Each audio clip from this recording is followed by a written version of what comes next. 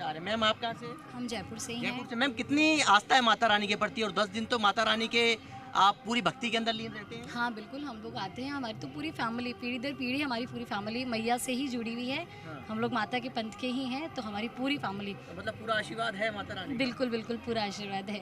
Ma'am आप? मैं भी जयपुर से ही हूँ। तो मैम कितनी आस्था है माता रानी की? मैं हर नवरात्रे आती हूँ और अच्छा लगता है यहाँ पे आके, शांति मिलती है बहुत। शांति मिलती है। तो देखिए आज माँ शैलपुत्री की है वो पूजा अर्चना की जा रही है, और जब माता रानी के दरबार में कोई आता है तो जब वो मनोकामना कंप्लीट होती है तो आस्था का जो कारवा है वो इसी तरीके से बढ़ता जाता है। देखिए इस बार अलग अलग जो फ्लावर्स हैं उससे माता रानी के दरबार को सजाया गया है, और अब से कुछ देर बाद यानी कि ठीक 7:30 बजे मंदिर के जो पट हैं वो भक्तों के लिए खोल दिए जाएंगे। छोटे बच्चों से लेकर बुजुर्ग हैं वो यहाँ पर पहुँचे हुए हैं दर्शनों के लिए, और दर्शन करने के लिए बेसब्री से वो इंतजार भी कर रहे हैं। सुरक्षा यानी कि सिक्योरिटी पर्पस से यदि हम बात करें तो यहाँ पर सीसीटीवी कैमरे, मेटल डिटेक्टर्स हैं वो यहाँ पर लगाए गए हैं। हाथों में लोगों के पूजा की थाली है और इंतजार है बस उस घड़ी का जब माता रानी के दर्शन हैं ये भक्त हैं वो कर पाएंगे, क्योंकि छोटे बच्चे से लेकर बुजुर्ग तक यहाँ पर पहुँचे हैं। और अब 6:25 पर चूँकि घट स्थापना हो चुकी है, भोग लगने के बाद में माता रानी के दर्शनों के लिए जो भक्त हैं ठीक है, वो तो यहाँ भक्त दर्शन है पर वो कर भक्तों की पाएंगे। भारी इसी भीड़ तरीके लगी से है, और अक्सर अलग- हम यही देखते हैं कि माता के आने का इंतजार हर कोई करता है, और नवरात्र में कैसी धूम मचाते हैं, कैसी रौनक रहती है, ये तो हम सभी जानते हैं। मैं आगे बढ़ूंगी और हम राकेश का रुख करेंगे, जोधपुर से लाइव जुड़े हमारे साथ। राकेश, जोधपुर में देखा जाए तो नवरात्रि में माता का स्वागत कैसे किया जा रहा है, कैसे मंदिरों में सजावट है, क्या कुछ इंतजाम है खास? देखिए बात शारदीय नवरात्रि की करें या चैत्री नवरात्रि की, फिलहाल आज शारदीय नवरात्रि है, और शारदीय नवरात्रि की अगर शुरुआत करें तो जोधपुर वासी हमेशा मेहरानगढ़ में मां चामुंडा के दर्शन के साथ ही अपनी शारदीय नवरात्रि की शुरुआत कर सकते हैं।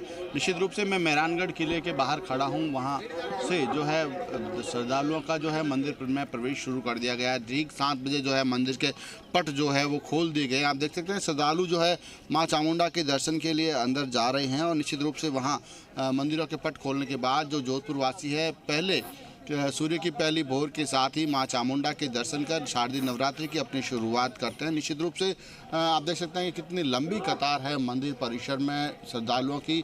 जोधपुर वासियों की काफ़ी मान्यता है मां चामुंडा पर, क्योंकि निश्चित रूप से जब राव जोधा जी ने जोधपुर की स्थापना की तब से ये मेहरानगढ़ किले में मां चामुंडा का मंदिर बनाया गया था। तो ऐसे में निश्चित रूप से जोधपुरवासी हर शारदीय नवरात्रि को यहाँ मां चामुंडा के दर्शन के लिए लंबी कतारें लगाकर यहाँ उमड़ते हैं। इस बार कुछ विशेष व्यवस्थाएं भी की गई है। सुबह 7 बजे से लेकर शाम को 5 बजे तक जो है मंदिर जो है 10 दिन तक खुला रहेगा, क्योंकि शारदीय नवरात्रि इस बार 10 दिन है, तो 10 दिन जो है मंदिर सुबह 7 से लेकर 5 बजे तक मेहरानगढ़ में जो मंदिर है वो श्रद्धालुओं के लिए हमेशा खुला रहेगा। तो निश्चित रूप से इस समय में कोई भी श्रद्धालु चाहे तो वो जो है दर्शन कर सकता है। यहाँ के जो लोग हैं मैं उनसे भी बात करने का प्रयास करता हूँ। सर, किस तरीके की व्यवस्थाएं, क्या व्यवस्थाएं हैं? निश्चित रूप से व्यवस्थाएं चाक चौबंद की गई है। आप देख सकते हैं कि जिस तरीके की व्यवस्थाएं हैं कतारबद्ध तरीके से जो है मंदिर में अंदर प्रवेश दिया जा रहा है, क्योंकि किसी प्रकार की भगदड़ नहीं हो हल्ला नहीं हो, श्रद्धालु शांति से दर्शन करें। महिला पुरुष दोनों ही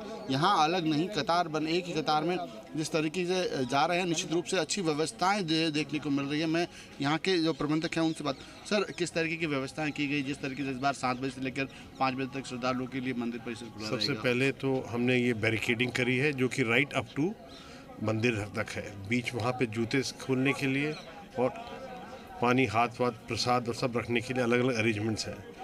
जो हमने सिविल एडमिनिस्ट्रेशन से मांगी है वो पुलिस फोर्स है, NDRF है, लाइफ गार्ड वगैरह जो पानी के पास रहेंगे, लेडी पुलिस है, और डॉक्टर्स की टीम आई हुई है।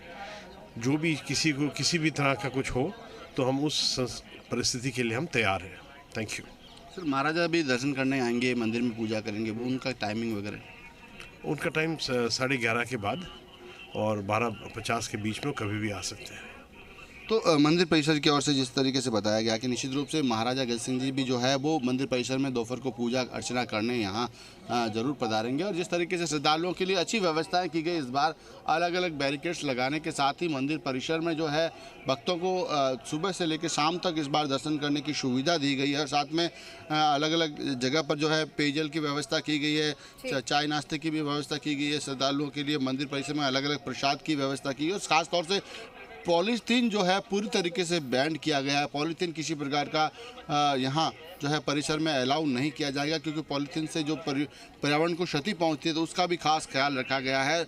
मां चामुंडा के दर्शन के साथ हर जोधपुरवासी ये चाहता है कि उसका ये शारदीय नवरात्रि के साथ साथ पूरा साल अच्छा और खुशहाल निकले। तो निश्चित रूप से हर जोधपुर का भक्तगण, जोधपुर का निवासी मां चामुंडा के दर्शन के लिए जोधपुर के इस चामुंडा मंदिर में पहुंच रहा है। राजयोद्धा जी ने जिस तरीके से इस मंदिर की स्थापना की, मान्यता ये भी है कि मां चामुंडा के दर्शन करने से जीवन तो खुशहाल होता ही है, उसके प्राणों की भी सुरक्षा होती है। कहा जाता है जब चाइना का वॉर हुआ था उस समय जब जोधपुर पे बम गिराए गए थे, इस मंदिर के आसपास भी कई बम गिरे थे, लेकिन एक भी बम नहीं फटा। जिस तरीके से माँ तनोट माता का जिस तरीके से प्रचा है, उसी तरीके से जोधपुरवासी भी माँ चामुंडा के भक्त मानते हैं कि निश्चित रूप से जब चाइना के वॉर में भी यहाँ जोधपुरों को क्षति नहीं पहुँची, एक भी बम जो है गिरा था वो नहीं फटा।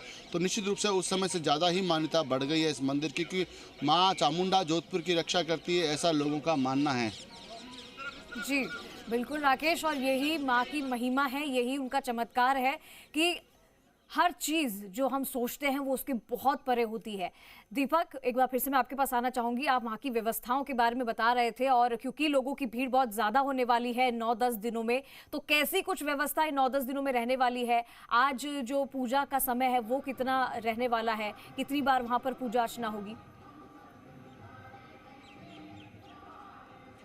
बिल्कुल, देखिए सिक्योरिटी पर्पज़ से यदि हम बात करें तो क्योंकि आमेर के पास में मावठा है और इस बार बारिश भी खूब हुई है, तो एहतियात तौर पर गोताखोर हैं वो यहाँ पर डिप्लॉयमेंट किए गए हैं। साथ में आमेर शिला माता मंदिर में टूरिस्ट बड़ी संख्या में आता है, तो ऐसे में एहतियात तौर पर यहाँ कंट्रोल रूम है वो स्थापित किया गया है और यहाँ आने वाले भक्तों को किसी तरह की दिक्कतों का सामना नहीं करना पड़े, आसानी से सुगमता से माता रानी के दर्शन हो सकें, इसलिए 12 बजे तक जो पट है मंदिर के वो खुले रहेंगे। उसके बाद में फिर 4 बजे से वही सिलसिला है, मंदिरों में भक्तों को दर्शन करने का सिलसिला है वो शुरू हो जाएगा, यानी कि 12 से 4 बजे तक जो पट है मंदिर के वो मंगल रहेंगे।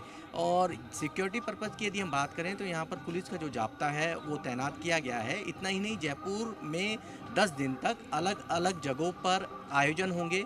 आज से रामलीला का मंचन है उसकी भी शुरुआत अलग अलग जगहों पर हो जाएगी, जो हमारी सनातन